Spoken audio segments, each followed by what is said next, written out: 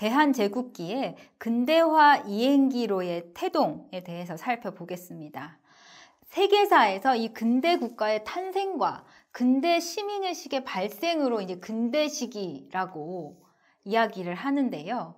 19세기 말에 이 조선 후기부터 정신적, 집단적 의식의 변화가 바로 근대의 싹으로 우리나라에선 보고 있습니다. 그래서 문호 개방이 조선의 춤문화의 변화를 이끌었다고 보는데요. 그래서 이 시기의 춤을 한국의 근대춤이라고 말을 합니다. 그런데 서양의 이 근대적 공연 방식과 서양 춤의 유입으로 이렇게 한국의 근대춤이 시작이 되는데요. 이런 한국의 근대춤은 새로운 춤의 공간, 즉 서양식 극장이 등장을 하죠. 우리나라에. 그리고 교육 제도도 변화하게 됩니다. 근대식 교육 제도가 들어오고요. 그리고 극장에 의해서 유통 방식, 공연을 이제 기획하는 극장들이 생기기 때문에 이런 유통 방식들이 변화함에 따라서 새로운 춤들이 등장하는 것이 바로 이 근대화 이행기로의 태동에 있어서의 춤문화라고 볼 수 있습니다. 이 근대화 이행기의 춤문화에 대해서 자세히 살펴보겠습니다.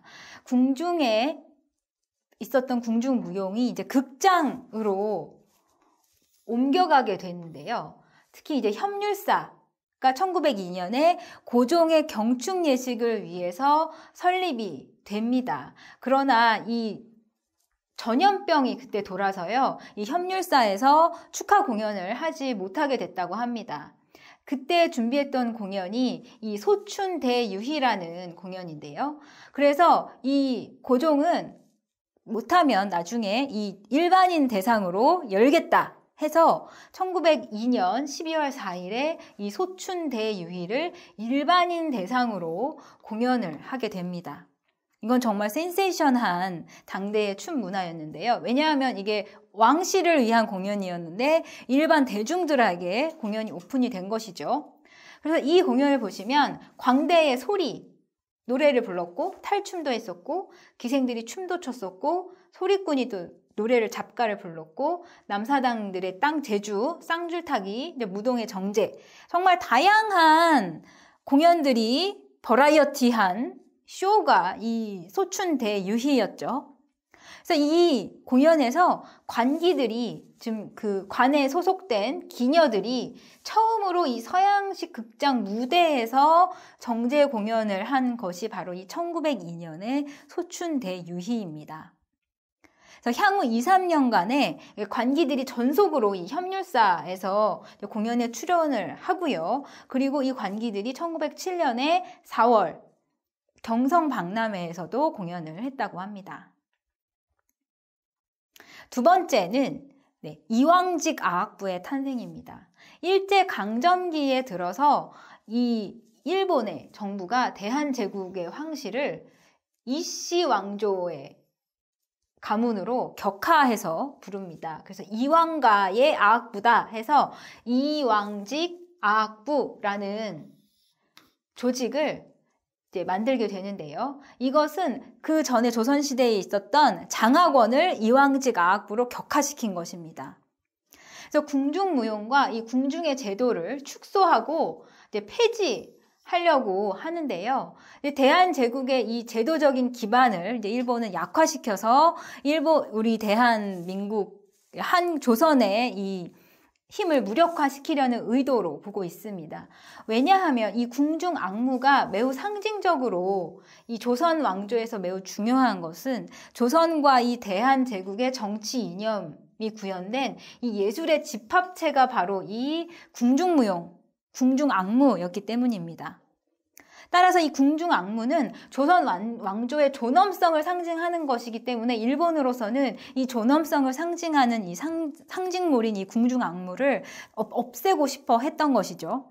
그래서 이 일제강점기에 조선의 이 궁중 악무가 이 정치적인 계획 하에서 철저하게 재편되는 모습을 보입니다.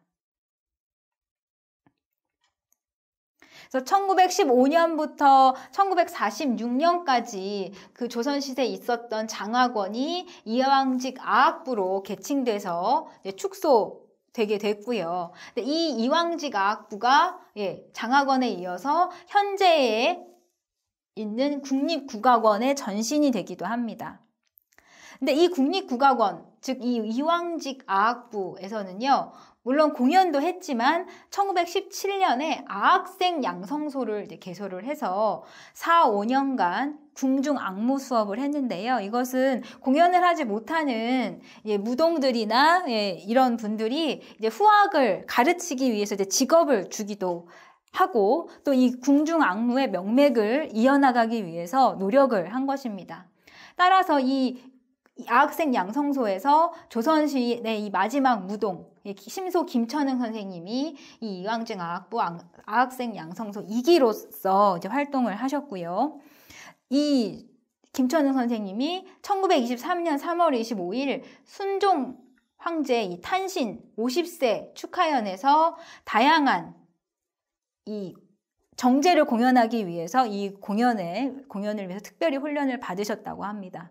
근데 이 김천흥 선생님이 매우 오래 사셨어요. 2007년까지 사셨고, 계실 때까지 국립국악원에 계속 몸 담고 계시면서 이 조선시대의 궁중무용이 현재에까지 명맥을 이어올 수 있도록 이제 산 증인으로서 이 조선시대 때의 궁중무용을 전해주신 분이 바로 이 김천흥 선생님이시라서 항상 조선의 마지막 무동, 이라는 수식어가 붙는 분이 바로 이 김천흥 선생님이십니다. 현재까지 이 조선의 궁중무용이 명맥을 유지할 수 있었던 것은 바로 이 심소 김천흥 선생님의 노력이 있었다고 봅니다. 세 번째 특징은 궁중여학의 해체와 기생조합의 조직입니다. 1908년 이 7월에 궁중여학 관할이 전에는 조선시대까지는 장학과에서 이 궁중여학을 관할을 했는데요. 경시청으로 이관을 하게 됩니다.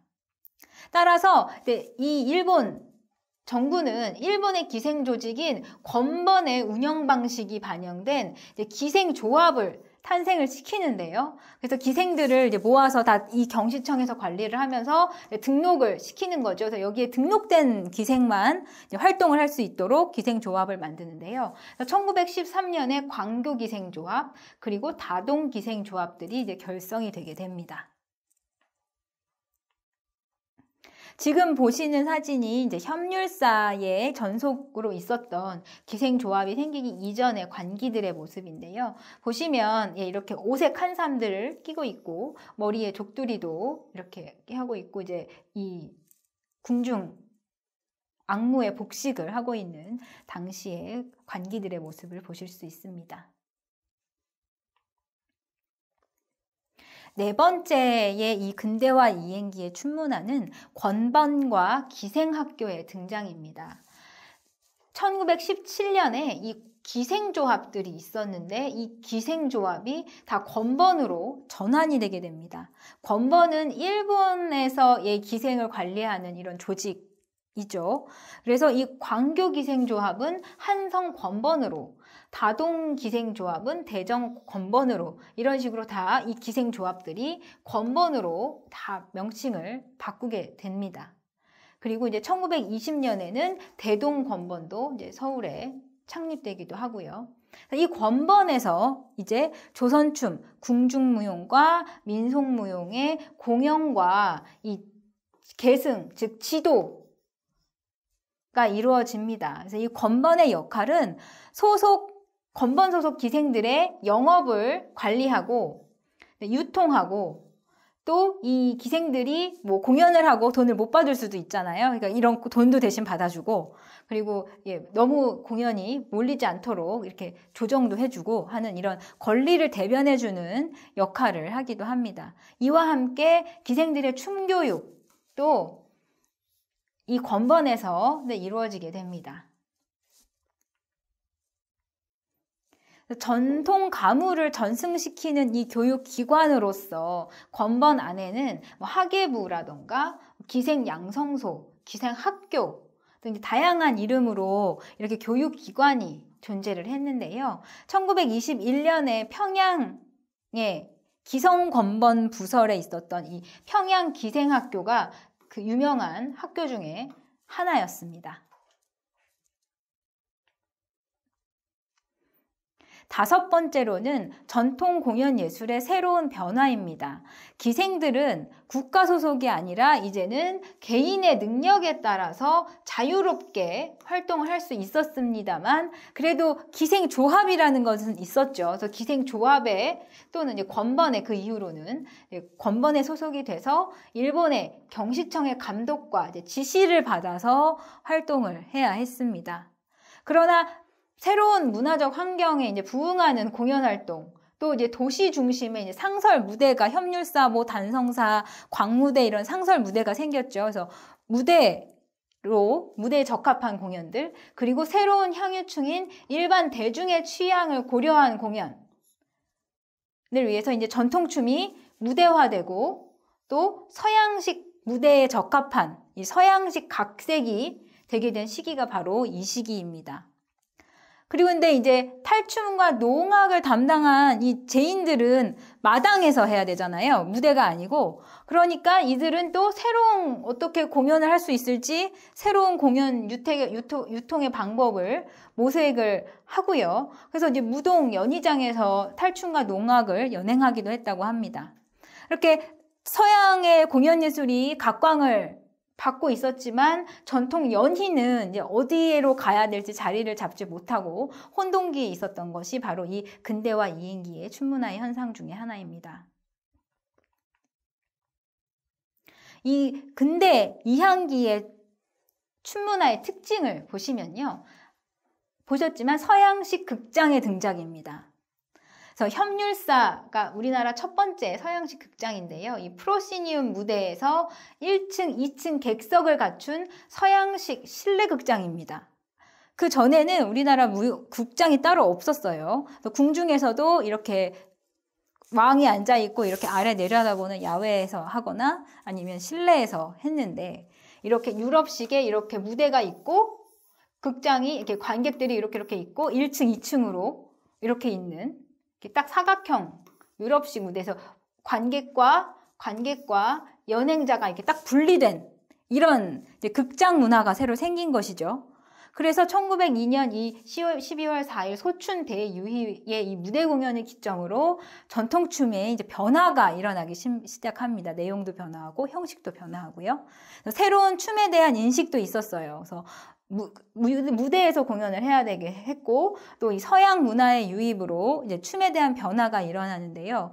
이 세계에 대한 이런 새로운 인식과 이 극장 기술을 바탕으로 해서 새로운 춤들, 뭐 전기 광무라든지 지구무라든지 이화무, 또 시사무 이렇게 좀 다른 형태의 새로운 뭐 전통의 모습은 띠고 있지만 서구의 기술이 들어간 형식이 들어간 춤들이 만들어지기 시작을 합니다. 이어서 춤의 유통 방식에도 변화가 일어나는데요. 극장에서 이제 공연을 하다 보니까 극장을 중심으로 한 춤이 이제 유통이 되기 시작을 하고요. 그리고 이제 춤꾼의 존재 기반과 활동 방식에도 변화가 됩니다. 즉 궁중 여학이 이제 폐지가 돼서 민간화가 됐고요. 그래서 민간 기생 조합들이 만들어지고 경시청에서 이 기생들의 활동을 다 이제 관리를 하게 되는 거니까 정말 이 기반 활동 방식이 완전히 바뀐 것이죠. 그래서 기생들이 권번과 극장을 기반으로 활동하게 되는 것이 바로 이 근대 이항기의 춤문화의 특징입니다.